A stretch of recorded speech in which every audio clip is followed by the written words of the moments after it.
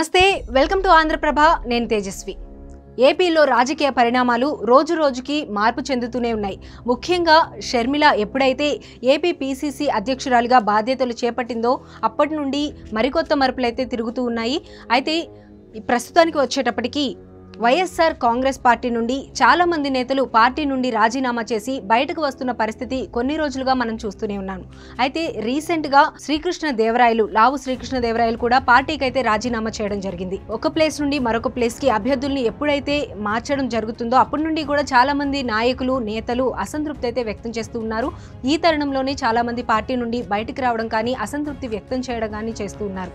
అయితే ఇదే తరుణంలో 2019లో నరసరావుపేట ఎంపీగా వైఎస్ఆర్సీపీ నుండి శ్రీకృష్ణదేవరాయలు భారీ మెజార్టీతో అయితే గెలుపొందారు. అయితే ప్రస్తుతానికి వచ్చేటప్పటికి ఈ మార్పులు చేర్పుల కార్యాచరణలో భాగంగానే శ్రీకృష్ణదేవరాయల్ని నరసరావుపేట నుండి గుంటూరుకి మార్పు చేసి నరసరావుపేట నుండి బీసీకి చెందిన ఒక క్యాండిడేట్ అయితే నిలబెట్టాలి అని చెప్పి వైఎస్ఆర్సీపీ నిర్ణయం అయితే తీసుకోవడం జరిగింది. ఇదే నిర్ణయాన్ని శ్రీకృష్ణదేవరాయలకి కూడా చెప్పడం జరిగింది.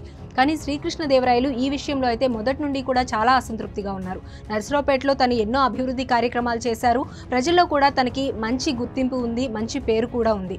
అయితే ఇటువంటి తరుణంలో తనని నరసరావుపేట నుండి గుంటూరుకి మారిస్తే అక్కడ పరిణామాలు ఏ విధంగా ఉంటాయి అనేది తను ఆలోచించి నేను నరసరావుపేట నుండే పోటీ చేస్తాను అని చెప్పి కరాఖండిగా కుండ బద్దలు కొట్టడం కూడా జరిగింది.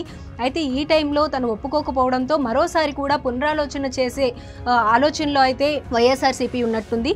అయితే ఇదే తరుణంలో బహిరంగంగానే శ్రీకృష్ణదేవరాయలు ప్రెస్ మీట్ పెట్టి నేను ఎంపీ పదవికి అలాగే వైఎస్ఆర్సీపీకి రాజీనామా చేస్తున్నాను అని చెప్పి అనౌన్స్ చేయడం జరిగింది.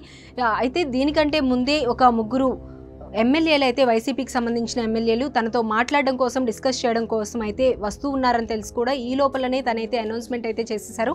మొత్తానికి వచ్చేటప్పటికి శ్రీకృష్ణదేవరాయలు తదుపరి కార్యాచరణ ఏ విధంగా ఉంది అని అయితే ఉత్కంఠగా మారింది. అయితే మ్యాక్సిమం టీడీపీలోకి కానీ జనసేనలోకి కానీ శ్రీకృష్ణదేవరాయలు వెళ్ళే ఆలోచనలు ఉన్నాయి, వాళ్ళతో మంచిగా ఉంటున్నారు అని చెప్పైతే అంతకుముందు కూడా బయట డిస్కషన్స్ అయితే జరుగుతున్నాయి. సో చూడాలి ఏం జరగబోతుంది, శ్రీకృష్ణదేవరాయలు ఎటువంటి డెసిషన్ తీసుకోబోతున్నారు అని చెప్పి.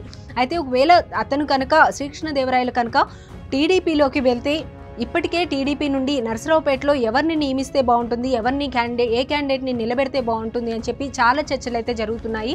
ఇదే టైంలో ఒకవేళ శ్రీకృష్ణదేవరాయలు కనుక టీడీపీలోకి వెళ్తే తప్పకుండా శ్రీకృష్ణదేవరాయల్ని నరసరావుపేట నుండి నిలబెట్టే సీటు శ్రీకృష్ణదేవరాయలకే ఇచ్చే ఛాన్స్ ఉంది అని చెప్పి అయితే వాదన చాలా గట్టిగా వినిపిస్తుంది.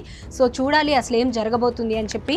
అలాగే చాలామంది వైసీపీ నుండి ఎవరైతే అసంతృప్తులు ఉన్నారో ఈ ప్లేసెస్ అనేవి చేంజ్ చేసిన తర్వాత ఎవరైతే అసంతృప్తి వ్యక్తం చేస్తున్నారో వాళ్ళంతా కూడా ముఖ్యంగా షర్మిల వచ్చిన తర్వాత ఆ పార్టీలోకి కాంగ్రెస్ పార్టీలోకి వెళ్తారు అని చెప్పైతే చాలా డిస్కషన్స్ అయితే జరుగుతూ ఉన్నాయి. సో చూడాలి ఏం జరగబోతుంది, ఎంతమంది వైసీపీ నుండి కాంగ్రెస్లోకి వెళ్ళబోతున్నారు, షర్మిల వెంట నడవబోతున్నారు అని చెప్పి.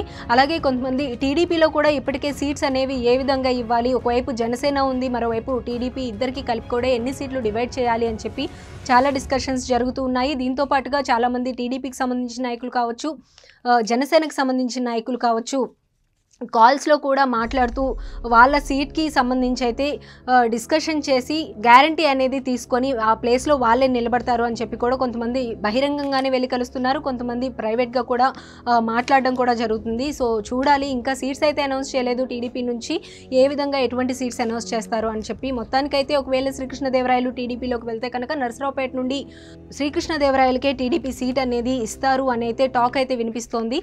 ఇంకా కన్ఫర్మ్ అయితే కాలేదు అతను ఎటువైపు వెళ్తాడు, అతని కార్యాచరణ ఏ విధంగా ఉండబోతుంది అని చెప్పి.